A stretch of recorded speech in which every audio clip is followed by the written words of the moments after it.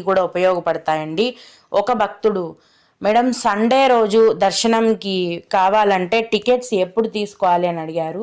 రేపు ఆదివారం రోజు మీకు దర్శనం కావాలంటే ఈరోజు సాయంత్రం 4 గంటల నుంచి ఉచిత సర్వదర్శనం టికెట్లను తిరుపతిలో కేటాయిస్తారండి.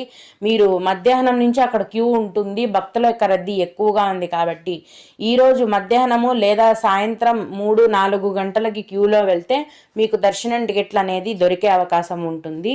నిన్న అయితే సాయంత్రం 4 గంటలకే దర్శనం టికెట్లను కేటాయించేశారండి. భక్తుల యొక్క రద్దీ ఎక్కువగా ఉండటం వలన 3 గంటల్లోపే అంటే రాత్రి 7-7:30 కల్లా టికెట్లన్నీ అయిపోయాయి. అలాగే మేము నెక్స్ట్ మంత్ 28వ తేదీన ఉదయం తిరుపతికి వస్తున్నాము. మాకు 500 రూపాయలు కానీ 300 రూపాయల దర్శనం టికెట్లు కానీ దొరుకుతాయా అని అడిగారు. 500 రూపాయల ఆర్జిత సేవా దర్శనం టికెట్లు మరియు 300 రూపాయల దర్శనం టికెట్లు అనేవి